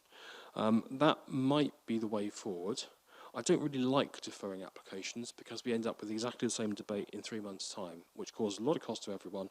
Again, it puts the residents out, and it means that we're hearing things other than things that we now need to get resolved. The fourth way forward might be for this to be resolved as on the agenda paper with three additional subject twos. And the subject twos being the resolution of the parking issue, the resolution of the carports, and the resolution of the land issue being satisfied by the chair and vice chair and ward members. And if all that gets dealt with in a way that's to the satisfaction of chair and vice chair and the ward members, it then gets approved.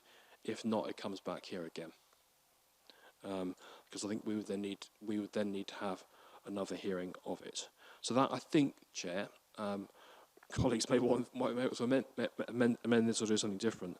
That would be my suggestion of a way forward to at least give some chance that this can be resolved at some point in the near future, not in 3 months' time at the next committee. Thank you very much, Councillor House. Councillor Cole. Oh, sorry, Councillor Pretty was first, sorry. I beg your pardon. Thank you, Chair. Take all the points that Councillor House has raised, and I think quite happy with those comments. What still remains of concern to me is that we see so much in the news recently of sewage overflow, flooding because of inadequate surface water drainage. And I'm not sure whether the original home farm development was ever designed to take that extra capacity. So although it's outside this planning application in a way, I think we owe it to the residents of home farm area to raise as a grave concern. It's something that just to add on another 8 houses to a sewage system might sound simple, but it could well take it over capacity and create more problems. So I'm just totally torn by the application. I think the points with parking and carports, etc., within the application itself are easy to resolve, but I think we as a council do owe it to the residents to raise serious concerns with the developer over those other points. Thank you very much, Councillor Pretty. Obviously, I think we all share your concerns, but as we've said before, those are a civil matter. Thank you. Councillor Cole. Yeah, I was going to raise something very similar, actually. It was about the connection to the sewer system and where that was actually going to take place. I'm not quite sure how the sewers run on the existing home farm development. Do they run down that access road to the edge? Do they run there, do they? Because then I presume then they're going to be digging up the unadopted home farm road then to connect potentially to. So that's going to need resolving, whether that's a civil matter or not anyway. It's still going to need resolving the fact they're going to be digging that up. The other issue, I was just wondering, because I understand what Councillor House was saying about the sort of deferring bit and everything else. I'm just, again, it's that other bit about the land, because if the land was looked at in a slightly different way, you could potentially get a better scheme on it. And I'm not necessarily saying that the scheme we've got here is not acceptable. I'm just saying is that if the land that was supposed to be the allocation site was looked at in a better way, still allowing land to be devolved to Hedge Town Council, which still could tick lots of other boxes, all that kind of stuff, etc., you'd end up with a better scheme potentially than we've actually got, because they're just saying that this particular bit in the red line is the only bit that they're saying is developable. Well, we've seen houses built on all sorts of different gradients and things like that, etc. So I'm not taken necessarily with that. I take what Councillor House has said, and I totally agree with it. I would like to explore the potential for a solution outside 12 to 14 with regards to either a pavement access or whatever, etc. And I know that's not outside the red line, but that's the issue of piecemeal development, is that you end up causing issues through, and I don't mean this in a rude way or discourteous way, through inconsequential planning that didn't look that this site would then be developed below, even though it's an allocation site in the local plan, because otherwise potentially you would have done something different with 12 to 14, because you would have then said, well, that's going to be an access way in the future to more development in the future. So you would have had a pavement, you would have had it being a bit wider potentially, or you would have had home farm development developed slightly, 12 to 14 developed slightly further back in the site. We can't change that now. But again, I agree with Councillor House. So what we don't then want with the rest of the site is that somebody comes forward in the future and then wants to shove another 3 on there because planning policy's changed, or we're allowed to do stuff without any car parking at all, or whatever the scenario is, or whatever. We can get 2 6-bedroom houses in there or something. I don't know. But that's the danger in that respect. So I agree with what Councillor House is saying about that. But I think more could be done with the site if the whole site were being used. My concern is as Councillor House has said, is that the other element is being held by the owner, potentially for future development, which I don't think helps anybody at all. But the pinch point again is that 12 to 14, and I would like, if it's added to, if Councillor House's proposals are the ones we go forward, I would like the access with pavement thing added into that to be. Did you say that? I wasn't sure. Okay, I wasn't sure. I thought it was just carports and. Right, okay, fair enough. So that should be included in it as well. Right, thank you very much. Anyone else? Right, I think we just need to be clear then on what's being proposed, because I think it's getting a bit, members might think it's a bit complicated. Can I just confirm, Councillor House, you have proposed to permit subject to, if I'm right in saying this, the issue with the parcel of land that hasn't been sorted. I know you mentioned about Grampian conditions, which I've looked up. Perhaps you left it slightly vague, Chair, because I take Gary's point. That might not be the route forward. But so I've got 3 things in my head that I'm not satisfied with, and I think they should be capable of being explored and a solution brought back to. And again, my suggestion is Chair, Vice Chair, and more members. Which is the pavement and access arrangement, the carport issue, and the land to the west. Now, if we can tick all those boxes, I'm quite happy. Well, I'm not happy, but I think in planning terms, we've done our job to the best of our ability to get the best scheme that's available through for the benefit of both the new and the future residents in a way that washes its face in planning policy terms. If we can't do all that, then I'd like it coming back here, because I suspect at that point people would want to refuse it. But I don't think that's what we should be doing, what's in front of us today. And I say my preference is to do that rather than simply defer, because if we defer, we just get the whole debate again, unless the applicant wants us to defer, of course. But looking for a nod or a shake, there's a shake. So I'm suggesting what I think is the best available way forward, to try to meet everyone's needs, if that's possible. And if it isn't possible, why don't they come back here again?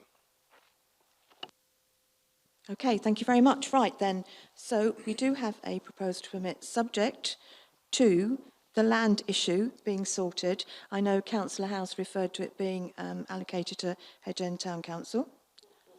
Yep, or someone else, yep. But it should be sorted, right? It shouldn't be let to drag on and just left there hanging, right? Access issue and carports instead of garages. Carports, garages, has been mentioned by several people, and we all know that they just become a storage area.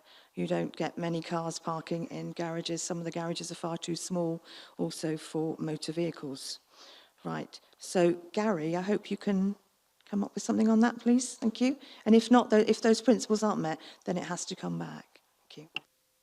Can I just confirm as well that it's also, so they're in addition to the subject twos that are already on there? Okay, good. Just because we can't lose those.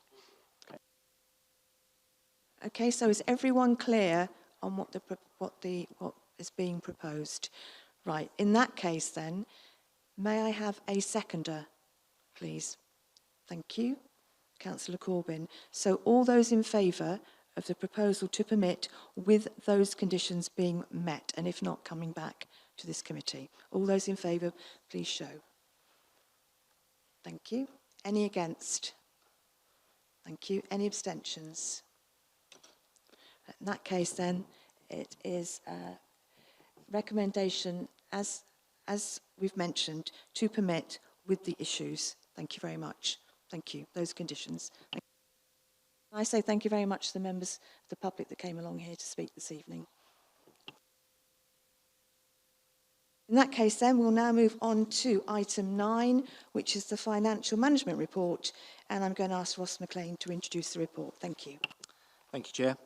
5 recommendations in total, 4 requiring approval, 1 to note. The 1 to note is the altering and relocating of the autumn sculpture. We're using developer contributions funds as opposed to reserves. The 4 recommendations requiring approval is the implementation of a public art vision for all of Heweb, the railing repairs and Dragon's Teeth and Marlborough Gardens, the replacement of posts and fencing at Cudworth Mead, and finally the fees and charges proposal for Hedge train station and Itchen Valley Country Park. Thank you, Chair. Thank you very much, Ross. Do councillors have any questions on that report, please? No? Okay then, is there any debate? Okay, in that case then, do I have a proposer for the motion to accept that recommendation, please? Thank you very much, Councillor Gomer. Have a seconder? Councillor Pretty, thank you. All those in favour? Thank you very much. Thank you, Ross. Right, item 10 is planning appeals. And councillors, are you happy that we just note those appeals? Yep. Okay then, thank you very much. Right, in that case, sorry, Councillor Kyrle, I beg. No, that's absolutely fine. You did move on, and I was just 2 minds whether to raise it. The Broadway Farm Broad Oak issue. We've had several planning applications. We've had several long negotiations. We've had several refusals. We've had now an appeal. I believe that appeal has now been withdrawn. I believe. The planning appeal has been withdrawn. This really needs to be put to bed, this one, because it's been going on for a very long time. And I think the residents who are concerned about it are pretty fed up with even asking me about it now, to be perfectly honest with you, because they just don't think anything's going to be done. Because I know it goes quite a way down the enforcement route. Then there's a change to an application which then has to be looked at. It goes through the process, it gets refused, or whatever the scenario is, and then we get a further iteration. It then drags out even further, get more time, then we get the appeal's withdrawn. And I'm just concerned that, given the fact that this was my principal concern was the tarmacking of the field, is that this is resolved through enforcement and they are made to put this field back to grass, not parking for vehicles. Thank you very much. Nikki, do you have any comment to make on that? Thank you. Hello. Councillor Kyrle, so Broadway Farmers' application was a fluid application, the Certificate of Lawful Established Use and Development. They put an application in which claimed that obviously that they've been using it for HGVs, grasscrete, where the grasscrete is the same as tarmacking. That was determined by legal, and we held it was not immune. Therefore, we refused the certificate, and they have appealed that decision. We do have council's advice we're receiving at the moment as well, so that is ongoing, but it is a current appeal which has been set down for inquiry.